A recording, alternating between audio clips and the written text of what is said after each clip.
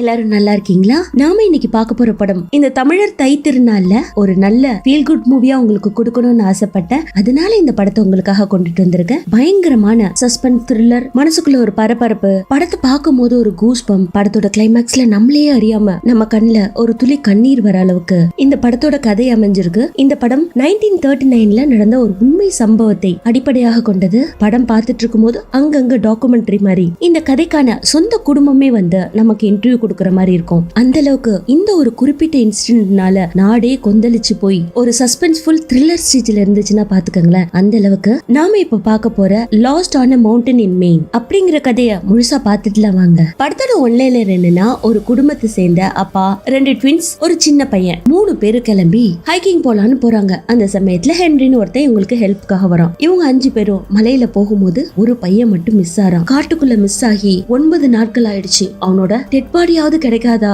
அப்படின்னு ஊரும் தன்னோட குடும்பமும் தேடிட்டு இருக்கு. ஃபைனலா அந்த பையன் திரும்ப உயிரோட கிடைச்சானா இல்லையாங்கிறது தான் இந்த கதையோட one-liner. Welcome to Tamil vocal candy. நான் உங்கள் மீனு. சப்ஸ்கிரைப் பண்ணாதவங்க பண்ணிக்கோங்க, பக்கத்துல இருக்க பெல் ஐக்கனை பிரஸ் பண்ணிக்கோங்க, ஃபாலோ பண்ணாதவங்க ஃபாலோ பண்ணிக்கோங்க, கொஞ்சம் லைக்ஸ் பண்ணி ஷேர் பண்ணி சப்போர்ட்டும் பண்ணுங்க. உங்களுக்காக வரிசையா பல படங்கள் காத்துட்டு இருக்கு. அதனால உடனே போய் சப்ஸ்கிரைப் பண்ணி ஆளுங்கிற பட்டனை பிரஸ் பண்ணி வச்சுக்கோங்க. நான் போஸ்ட் பண்ற படங்கள் உடனுக்குடன் உங்களோட நோட்டிபிகேஷனே வந்தடையும். படத்தோட ஆரம்பத்துல டானுங்கிற பையன் தண்ணியில ஜாலியா விளையாண்டுட்டு இருக்கும் போது ரேயான்னு இவன் கூட பிறந்த ட்வின் ஓடி வந்து, டே அப்பா வந்துட்டாரு, ரோட்ல காரை ஓட்டிட்டு வராரு வா அப்படின்னு கூப்பிட்ட உடனே உற்சாகமா 2 பசங்களும் ரோட்டை நோக்கி ஓடுறாங்க. அந்த சமயத்துல அவங்க அப்பாவை நியூஸ் கேட்டுக்கிட்டு காரை ஓட்டிட்டு போனதுனால இந்த பசங்க கூப்பிடுறது கூட அவரோட காதுல விழல. பின்னாடியே அவங்க துரத்துக்கிட்டே ஓடுறானுங்க. வீடு வந்துருது. அப்பாவும் இறங்கிடுறாரு. அவர் வரத பார்த்துட்டு இந்த 2 பசங்களோட அம்மா, வீட்டுல இன்னும் 2 பசங்க இருக்காங்க, குட்டி பசங்க, டாமிங்கிற ஒரு பையனும் இன்னொரு குட்டி பொண்ணும், 2 பேரும் அப்பா வந்துட்டாங்க அப்படின்னு சொன்ன உடனே குடுகுடுன்னு அம்மா கூட வெளியில வந்து அப்பாவை பார்த்து பேசிட்டு இருக்காங்க. அந்த சமயத்துல இந்த 2 பசங்களும் குடுகுடுன்னு ஓடி வந்து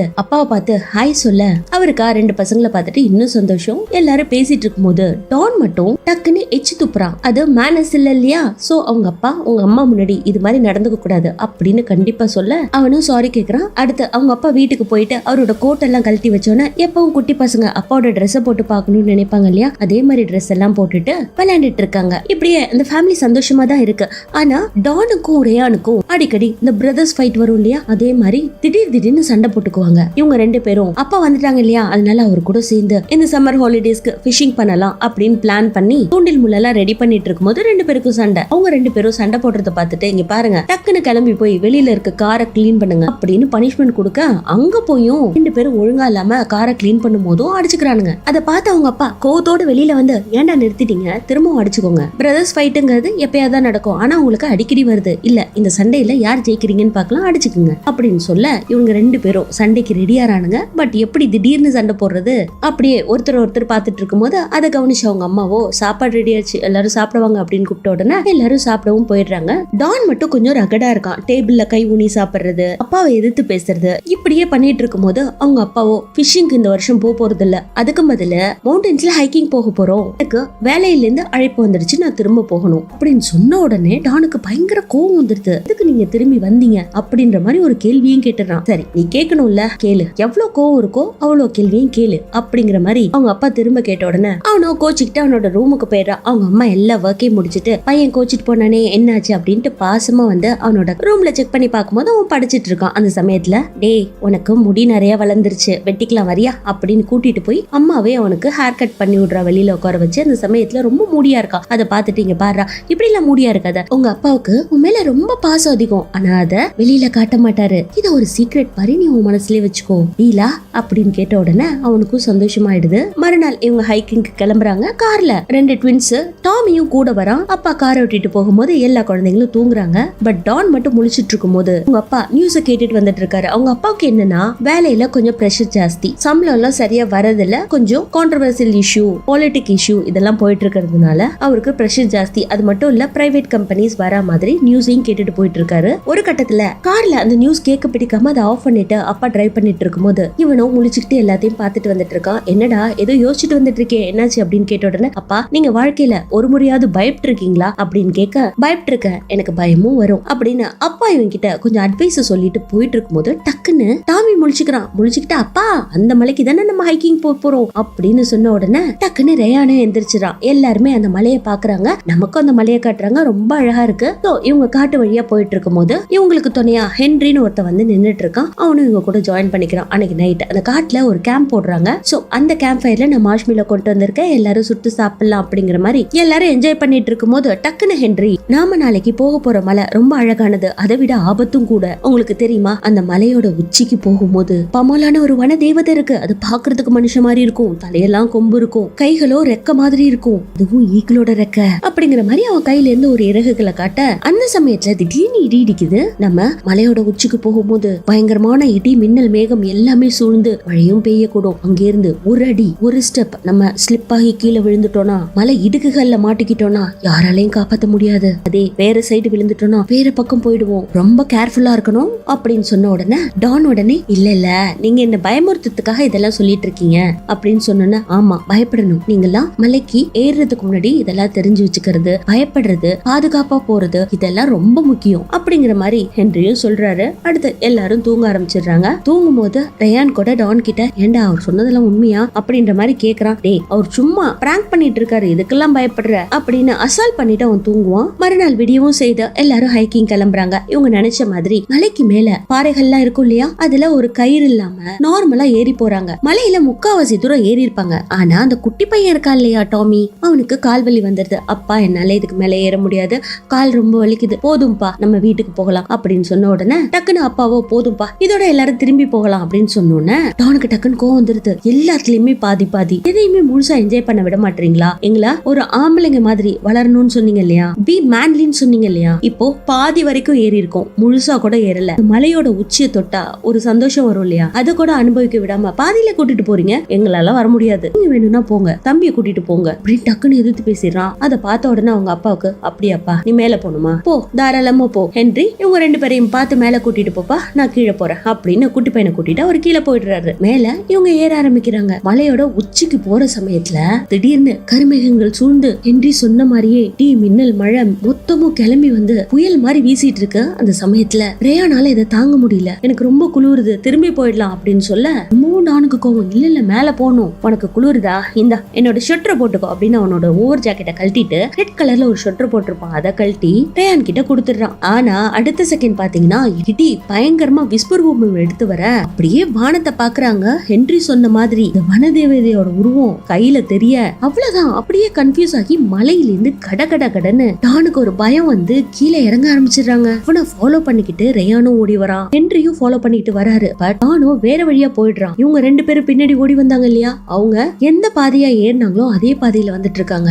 ஆப்போசிட் பாதையில இவங்களை விட்டு 2000 அடி கீழே இறங்கி காட்டுக்குள்ள ஓடிட்டு இருக்காங்க. என்னத்த சொல்ல, பின்னாடி வந்தவங்களும் அவனை கூப்பிட்டு கூப்பிட்டு பாக்குறாங்க. அவங்க கூப்பிடுற குரல் கூட இவனோட காதுல விழல. இவனும் பயங்கரமா கத்துறான், இவன் கத்துறது அவங்க காதுல விழல. அந்த அளவுக்கு தடம் மாறி வழி மாறி ஆளுக்கு ஒரு திசையா போயிடுறாங்க. ரேயானோ அப்பாவை பார்த்துட்டு ஹென்றி நடந்த விஷயத்த அழுதுகிட்டே சொல்ல, அடுத்து இவனை காட்டுறாங்க. காட்டுக்குள்ள கண்ணா பின்னான்னு ஓடுறாங்க. ஓடி போய் சேர்ல அப்படியே விழுகிறான். இந்த பக்கம் அப்பாவும் அம்மாவுக்கு கால் பண்ணி, ரூத் ஒரு தப்பு நடந்துருச்சு, மலையில ஒரு தப்பு நடந்துருச்சு அப்படின்னு போன் பண்ணி சொன்ன உடனே, முதல்ல என்ன நடந்துச்சுன்னு விஷயத்துக்கு வாங்க அப்படின்னு சொல்ல, நம்ம ரெண்டு பசங்கள்ல ஒரு பையன் நம்மளை விட்டு போயிட்டான் அப்படின்னு சொன்ன உடனே மனசுல பயங்கர பாரத்தோட, யாரு இது அப்படின்னு கேட்க, டான் அப்படின்ற வார்த்தையை சொன்ன உடனே இவங்களும் ஒரு தைரியத்தோட அப்படியே கேட்டுட்டு இருக்காங்க. சோ அடுத்த பக்கம் இவனை காட்டுறாங்க. இவன் காட்டுக்குள்ள ஓடுறான், எப்படியாவது காட்டை விட்டு வெளியில போயிடலாம் அப்படின்னு விடாமுயற்சியோட காட்டை விட்டு வெளியில ஓடும் போது உடம்புல இருக்க ஸ்ட்ரென்த் எல்லாம் போயிருதுங்க. தண்ணி தாக எடுக்குது, இலை மேல படிஞ்சிருக்க தண்ணி, புல் மேல படிஞ்சிருக்க தண்ணி, இதெல்லாம் குடிச்சுக்கிட்டு எப்படியோ தனக்குள்ள ஸ்ட்ரென்த் வர வச்சுக்கிட்டு அந்த காட்டுக்குள்ள பயந்து போய் இங்கேயும் அங்கேயும் ஓடிட்டு இருக்காங்க. அதே சமயத்துல இந்த பக்கம் அப்பாவோ நிறைய பேர்கிட்ட இன்ஃபர்மேஷன் கொடுத்து போலீஸ் கம்ப்ளைண்ட் எல்லாம் கொடுத்து எல்லாரையும் வச்சு ஒரு மீட்டிங் போட்டுட்டு இருக்காரு. அந்த சமயத்துல அம்மாவோ பதறி போய் அந்த இடத்துக்கு வராங்க. திரும்பவும் காட்டுக்குள்ள டானை காட்டுறாங்க. அவனும் ஓடி வந்ததுல அவனோட நெகம் கூட பேந்து போயிருக்குங்க. சோ ஷர்ட் எல்லாம் கிழிச்சு அதுக்கு ஒரு கட்டு போடுறான். இன்னொரு கால்ல ஷூ இல்ல இல்லையா, ஏன்னா இவன் ஓடி வந்ததுல எல்லாமே பிஞ்சு போயிருக்கும். சோ துணிய கால்ல கட்டிக்கிட்டு முடிஞ்ச அளவுக்கு அவனும் ட்ரை பண்ணி நடந்து போய்கிட்டே இருக்காங்க. அவனால நடக்க முடியாத போது பொத்து பொத்துன்னு கீழே விழுந்துடுறான். இப்படியே அவனோட முதலாவது நாள் கடந்து போயிடுது. தன்னை அறியாம காட்டுக்குள்ள அப்படியே அசதியா தூங்கினவன் மறுநாள் விடிஞ்ச உடனே டக்குன்னு எழுந்து நடந்து போயிட்டு இருக்கும் போது அவங்க அப்பா மேல ஒரு கோவங்க, எப்ப பார்த்தாலும் எச்சு துப்ப கூடாதுன்னு சொல்லுவாரு இல்லையா. சோ இவன் தைரியமா துப்புறான், அந்த காட்டுக்குள்ள யாருமே இல்லையே. சோ காலுக்கு கட்டெல்லாம் போட்டுட்டு இவன் இந்த பக்கம் நடந்து போகும்போது ஊருக்குள்ள மேப் எல்லாம் வச்சு போலீஸோ 7 பேர் 8 பேர் தேடிட்டு இருக்காங்க. ஏதோ எதுக்கும் நீங்க கவலைப்பட வேணாம், அவங்க பையனை எப்படியாவது கண்டுபிடிச்சிரும் அப்படிங்கிற மாதிரி ஆறுதல் சொல்ல, இவங்களோ வீட்டுல பயத்தோட தூங்கிட்டு இருக்கும் போது அவங்க அம்மாவுக்கு பையன் பக்கத்துல படுத்துட்டு இருக்க மாதிரியே ஒரு ஃபீல். அதே மாதிரி அவனுக்கும் அவங்க அம்மா ஞாபகம் வருது. இந்த காட்டுக்குள்ள தரையில படுத்திருப்பான், முகமெல்லாம் மண்ணா இருக்கும். இதுல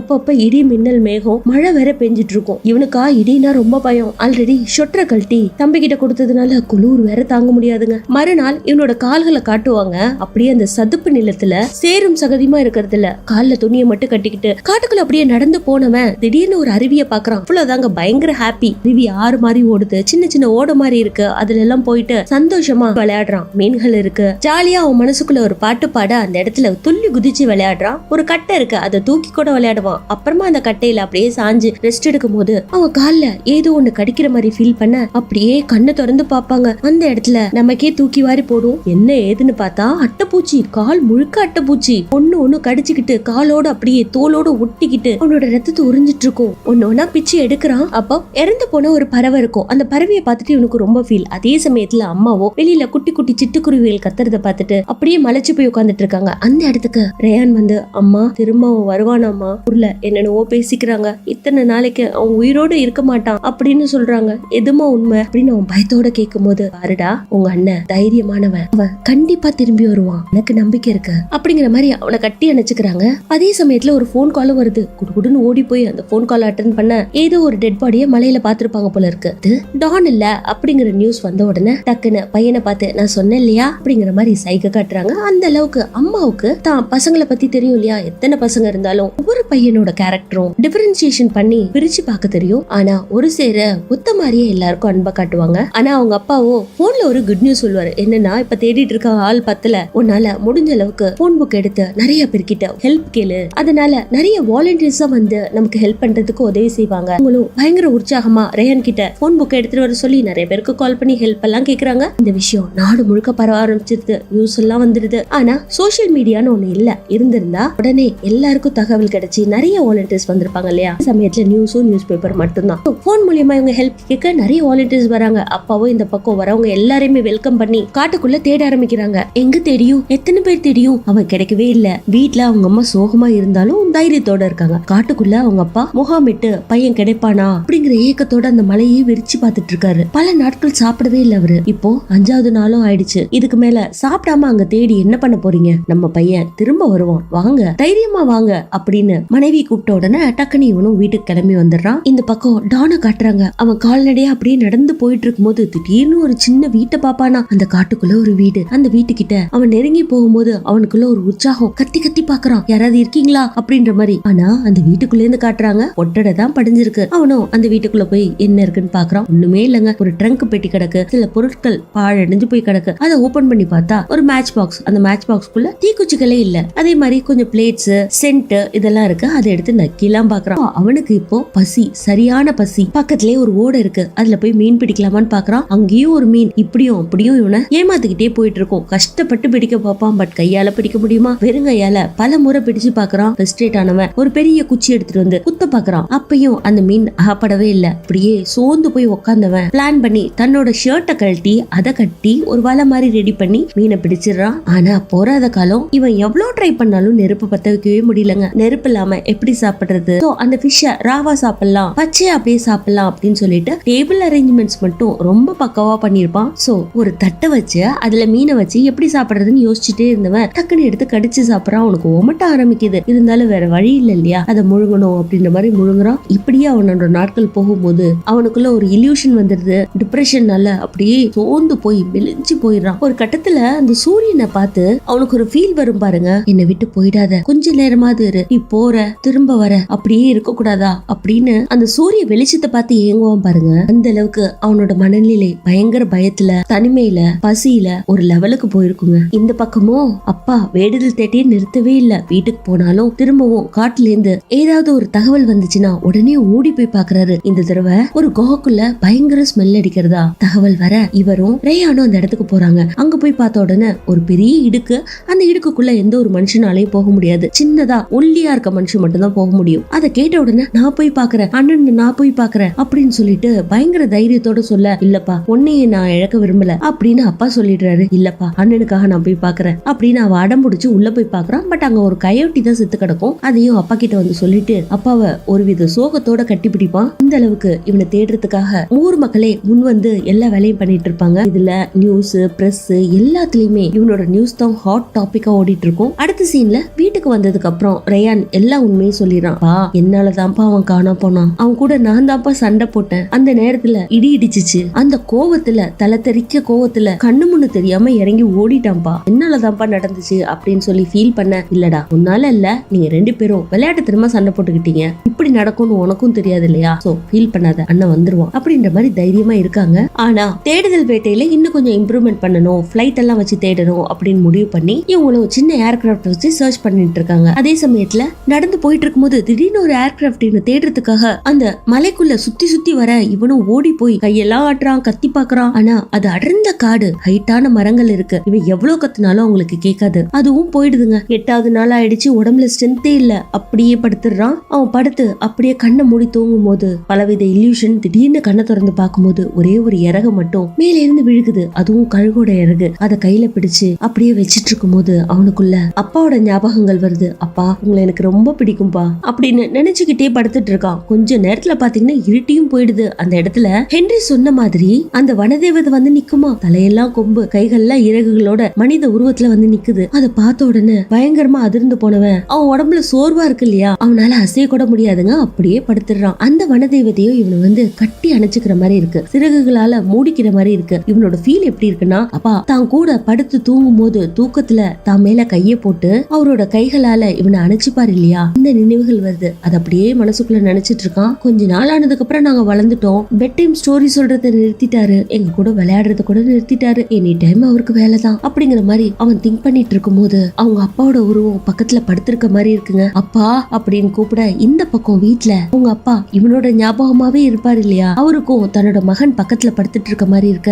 டான் இதோ வரேன்டா, உனக்காக வரேன்டா அப்படின்னு ஒரு டார்ச் எடுத்துக்கிட்டு அந்த காட்டுக்குள்ள தனியா ஓடுவாரு. ஓடுற வேகத்துல ஒரு மரக்கில தட்டி விட்டு கீழே விழுந்து தெரியாதனமா அவரோட கண்ணுல இன்னொரு மரக்கில குத்திடுது. Severe injury. அவரை ஹாஸ்பிட்டல்ல அட்மிட் பண்ணி அவருக்கு கண்ணுல அடிபட்டிருக்கு அப்படிங்கிற மாதிரி கட்டெல்லாம் போட்டு வச்சிருக்காங்க. அந்த இடத்துல டானோட அம்மா வந்து இங்க பாருங்க, முதல் நாள் நம்ம பசங்கள்ல ஒரு பையன் மிஸ் ஆயிட்டான் அப்படின்னு நீங்க எனக்கு போன்ல சொன்னீங்க இல்லையா, அப்பவே என் மனசுல முதல்ல என்ன வந்துச்சு தெரியுமா, அது கண்டிப்பா டானா தான் இருக்கும் அப்படிங்கிற மாதிரியான எண்ணம் வந்துச்சு. ஏன்னா அவன் கோவக்காரன் தான், பட் ரொம்ப திறமைசாலி. அவன் கண்டிப்பா தப்பிச்சு வருவான்னு எனக்கு நம்பிக்கை இருக்குங்க, நீங்களும் நம்புங்க, அவன் கண்டிப்பா வருவான் அப்படின்னு சொல்ல அவரும் முடியாம படுத்துட்டு இருந்தவரு தன்னோட வைஃப் கைய பிடிக்கிறாரு. 9வது நாளும் ஆயிடுது. இந்த பக்கம் காட்டுறாங்க இவனுக்கு உடம்புல சுத்தமா ஸ்ட்ரென்த் இல்ல. மறுநாள் விடியுது, எழுந்து நடக்க கூட முடியல. அவனோட கண்ணெல்லாம் மங்கலாகுதுங்க. அவனால எதையுமே பார்க்க முடியல, அப்படியே அடி எடுத்து வைக்க முடியல. அவனோட எலும்புகள்லாம் வெளியில தெரியல அளவுக்கு உணவும் இல்லாம தண்ணியும் இல்லாம தனிமையில அப்படியே வாடி போய் மெலிஞ்சு போயிருப்பான். அப்போ